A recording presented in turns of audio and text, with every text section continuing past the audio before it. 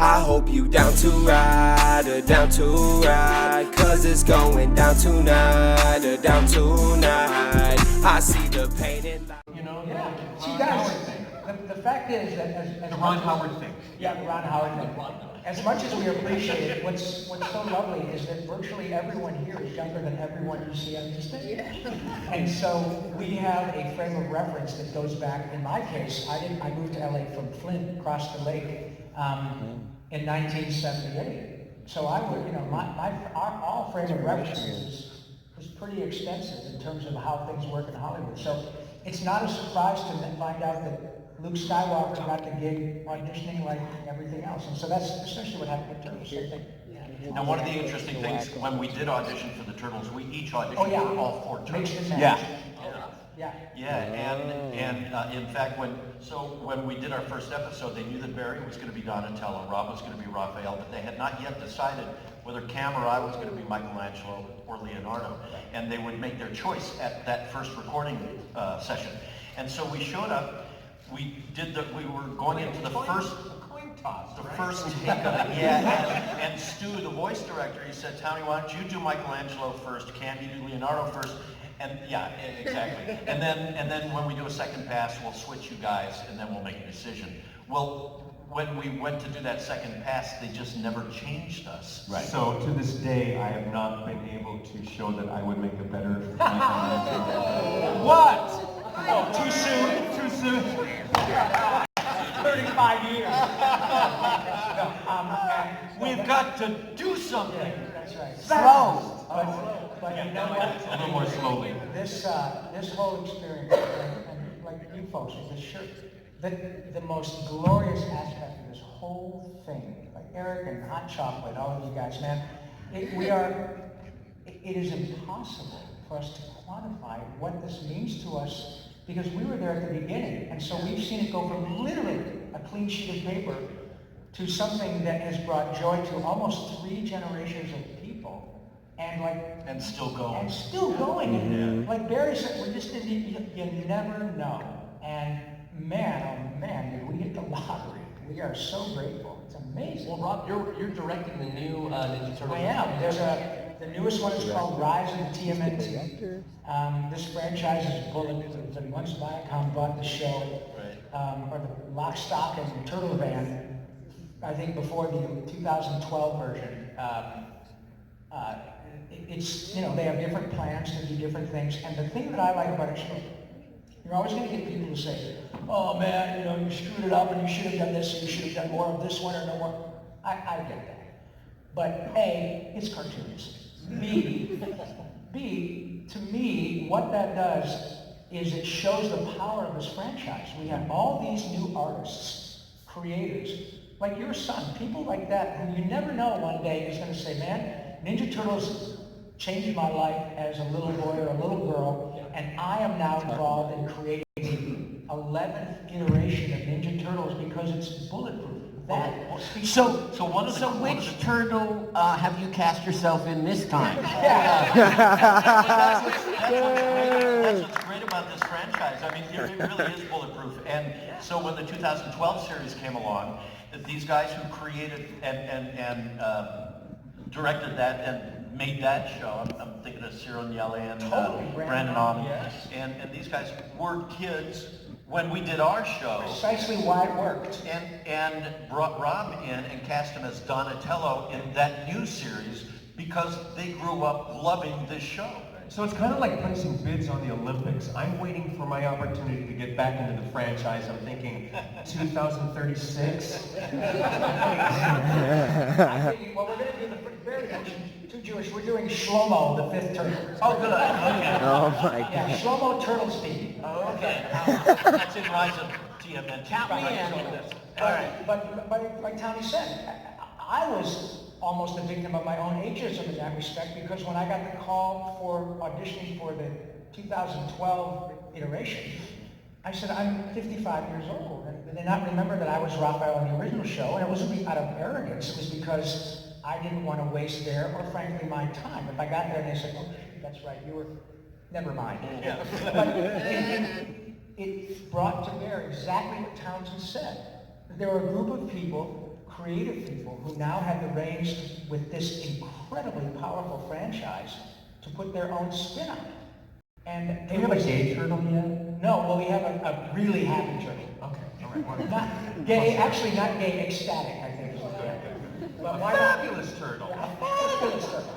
A turtle with excellent fashion sense and who loves Barbara Streisand. But anyway, the point is that all of this is to say that the franchise is the thing. And for all of us to see how it's accepted by tens of millions around the world, and every new artist wants to put their spin on it, that's great. I love that. So, Rob, who are the new voice actors? The new Rise of TMNT, we have Omar Benson Miller from Ballers is Raphael. Josh Brenner from Silicon Valley is Donatello. Cool. Kat Graham from Vampire Diaries is April O'Neil. And let's see, Ben Schwartz from Parks and Rec is Leo. Yeah. And Michael Smith, from, I forgot what show he did. Anyway, they're all on camera folks who've done this thing. But we have 2 African-American turtles now. The actors are African-American. The turtles are not drawn as African-Americans. The fact is that they were hired precisely because of their skill. It was as a result of casting. But what is also fascinating is that Kat Graham, who is an African-American, brilliantly gifted singer, actress, is April O'Neil, and April, for the first time, is an African-American character. And that's a really big deal, you guys. And I've learned that from my own experience, because the turtles themselves have nothing to do with respect to race or color, and that's excellent. But when you have someone, and Kat has embraced this, who is given, just by virtue of her getting this glorious job, which she's embraced totally, she has this opportunity to draw attention to the fact that, guess what? April has never looked like you, but now she does. That's a big deal. Yeah. That's a really big deal. And especially in the zeitgeist of acceptance and pride and all of those things. And Kat has utterly embraced it and is really singing the praises of the whole turtle thing. But again, it goes back to the power of the franchise to be able to put that much positivity forth. It's a glorious time to be a turtle, kids. It really is. Are you a fan? Well, I would like to open the questions up to you all. We had started a little late, and I know you probably have some questions on your mind. And if you do, go ahead and just raise your hand and step out to the aisle, and we can discuss your question there if you have one. Who you think Anybody? Yeah, awesome. Good. What a surprise. Hot chocolate. Okay, yeah. I just, not so much a question, but I just want to make a statement. I never thought throughout my life of watching all of the shows and being influenced by you and not knowing who you were, not knowing the face behind the voice, from The Tick, from He-Man, from Animaniacs, from everything that you guys have done. Quick Bunny. For who? The Quick Bunny. Oh, yes, okay, thank you. See, so even that, you guys have influenced and brought joy to my life in ways that I didn't know I needed. You guys reminded me that I could be a hero in life when life was getting me down. And so I just want to say thank you for doing what you do, for being the people that you are, because you have inspired me when nobody else could, when it was just me in the room watching the show, going through life. I want to say thank you for doing that, because I'm a better person because you guys decided to be you. Thank you, buddy.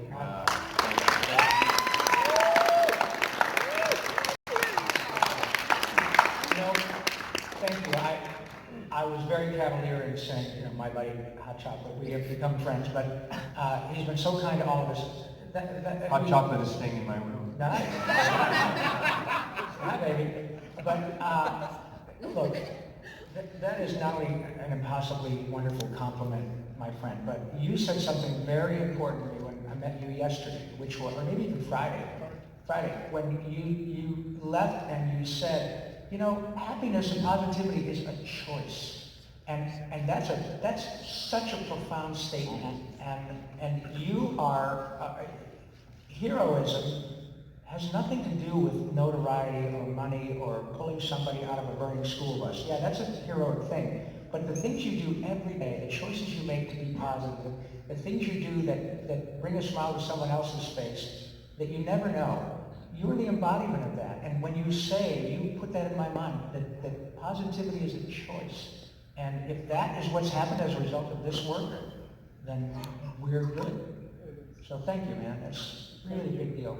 Not at all. And Hot Chocolate, you got to understand too that when we started doing this series, none of us had an inkling, any idea that it would turn into what it's turned into as a franchise for sure. But more importantly, the impact that it would have on so many kids' lives. We hear these kinds of stories all the time, and it's just monumentally humbling to look back and realize what I thought was just a job. You know, I'd come in and record this episode and then move on to something else in the day. And to look back now and realize that, holy cow, this really was having a serious impact on so many kids' lives in so many ways. I mean, that's just a gift I could never have imagined or asked for. It continues to amaze me. Yeah. So thank you for saying that. It's just such a blessing. Oh my goodness. Well, I guess we're done. Oh yeah, I was going to say, we're trying to top that. And now you Clarifying question, did you say you're from Flint? I am. Me too. Oh my gosh. Where in Flint? The very. You know, at the corner of... Yeah. Close downtown, anyway. Yeah, no, I was born in Detroit, and then I went to high school in Grand Blanc. So Flint, I say Flint because, you know, but Grand Blanc is where I went to high school, and I lived in that area for, well, Michigan 20 odd years until I moved to California. And I'm from Cleveland. Does that count? Oh yeah, baby. And my brother-in-law is the mayor of Brunswick, Ohio. Woohoo! Yeah. So thank you. Go Flint. Hey, if you guys are, sorry, I was trying to whisper and I realized mouthing doesn't help. If you guys will step out to the aisle and then just kind of line up so that way I can just kind of go in order at That's this a good point. idea. That way we can, so if you want to, just go ahead and line up over here if you guys don't mind. And then we'll just go one at a time. So, right here in front, what's your name? Hi, my name's Sean. Hi, Sean. First of all, let me just say it's the utmost honor to meet you guys again. And like, I'll just say it, come out and say it. I had a rather isolated childhood, and just watching you guys and as the TMNT characters just changed my life. Thank you. Thank you. You guys are literally my childhood, and it's so hard to find the words to say. Just you guys are amazing, and don't ever forget that you are legends. Thank you, Sean. Thanks, Sean. Yet again, there's another one of those examples, and I promise, my name is Yakko for a reason, I won't shut up, but we can't let those incredibly kind remarks go by. What we hear often, as Townie said, is, you're the voice of my childhood, which in and of itself is a profoundly wonderful gift, because it's always said with love and appreciation. But then we meet people like you folks who will say, Rob, Cam, Barry, Townie, but for this or that show, my childhood was a mess. I was a foster child from the time I was 6 months old till I was 18, and I went through 4 different homes, and I always was bent out of shape about how I would fit into this new family, but as long as there was a TV, I knew that I could connect with what was familiar. How on earth can we quantify that compliment that is just icing on this incredibly beautiful green turtle cake? And so thank you very much, Sean, for that. You're very welcome. Appreciate it. Now then, yes, ma'am. I'm just wondering if are we going to get any more versions of our favorite hockey vigilante, Casey Jones, or is there a cutoff at 2016? Your favorite? Well, you're talking about with respect to the new show? Yeah. Yeah, honestly, I don't know about Casey Jones. I can say that there are some kind of, if you guys watch the show, there are some rumblings about maybe Shredder. But there was definitely, and part of the reason that I think people do, and some of them don't, there's a very vociferous group of people who don't like the new show, but I'm fine with that. That's what it's about. It's not about doing what is expected. And the new show is not serialized like the last show. The new one you can watch individually, and it's more comedy driven. It is more, it's 2D as opposed. It's more like the original show in that regard. So they created a bunch of new bad guys, but they still like to have homages and little Easter eggs to the other folks. But I'll let them know that they've got to throw it in case you Yeah, they gotta put in the Hockey Vigilante. All right, fair enough. Thank you. Hi. Hi. Don't worry, I've already had my heavy moment this time. I was just wondering, in regards to the original show, did you ever get any amount of creative leeway?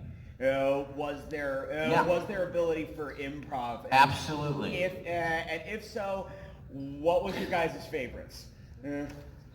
That's a harder one to answer, but Yeah. yeah, we did, especially the first few seasons. It stopped a little bit once we got deeper into it with CBS. I think they got a little bit stricter. But oh yeah, we played around. We had, Actually, no, we didn't. You did. As Leo, you know, I'm That's true, being yeah. bounced off of these three clowns. They're wackadoo, you know, broad characters. And the first few shows, I was getting really jealous of their antics. No, because you were supposed to be the center, the leader, and the cool-headed guy. Yeah. all right. So this is before the tick, but I'm trying to do like Leo as a cartoon of the leader. Right. And I'm starting to, you know, so Leo, I started to employ kind of, you know, this kind of a, if Leo were the tick. And I remember the director, Sue Blue, calls me out into the hallway, and she goes, what are you doing? Yeah, what are you doing? I'm like, well, I'm just, you know, I'm being funny. I'm swearing. And she's like, yeah, don't. And, you know, wow, poor Cam.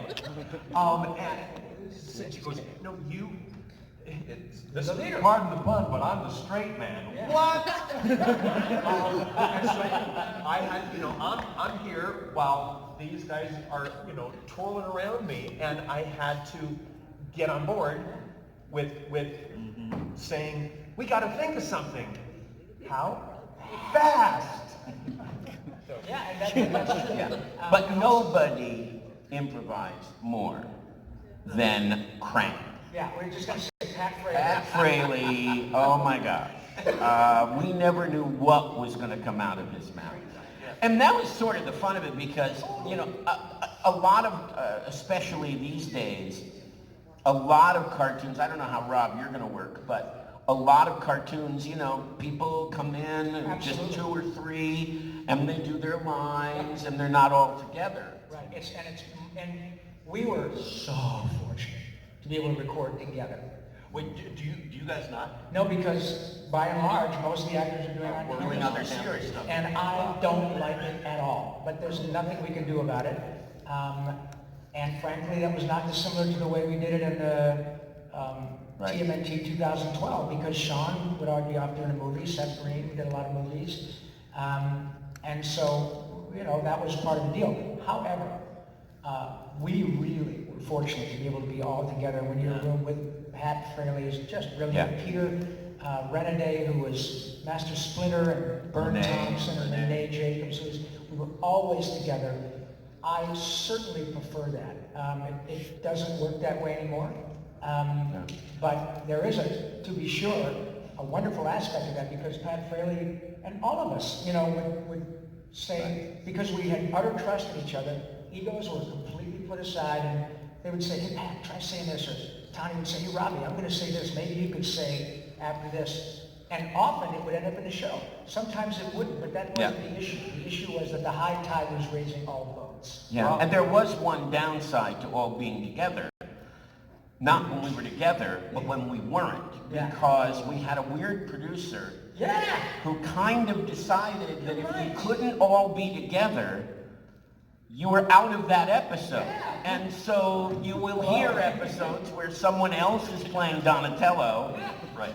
And it was a weird idea because they thought, well, everyone has to all be together to have chemistry, but by plugging new people No, it's in, completely wrong. you weren't really creating chemistry. So that was kind of strange. Rob and I had a wonderful opportunity together on a show called Barnyard. It was a feature Oh, that came back to the Barnyard. Yeah. Where we would do it on the paper, and then literally it was said, now it's just called Crazy Pass. So every scene, it wasn't just throwing a line here, but it was part of the structure of the creative process was to do it straight, and then, okay, your turn. And we were all together, and it's such a delicious way. Yeah, it's a great way to work. And I have to say, now being on the director's side of the equation, there aren't too many on-camera talent, by and large, who are comfortable with that. And so, Comfortable with being improvising, ensemble? they're comfortable in saying, okay, just disregard the script. Just go. Yeah, they kind of go, well, what do I say? I said, I don't know. What do you say? And we took it for granted because we're all pretty comfortable with it. And it was also a way to red flag yourself when you're auditioning. You try to get a job by saying, I got an idea here, do you mind if I try it? The competition is so intense, not in a combative way, Right. but there are always going to be more actors than there are jobs. So we're used to it. And one thing that has also changed, and then that's a small tangent, but because of the way everything is such a cyber world, nobody sees each other anymore for auditions and everything. And in our heyday, we love that. we'd be in the lobby all together. And I honed, not even knowing, my improv skills by waiting for my turn, because you're in this room, you're like in a clown car.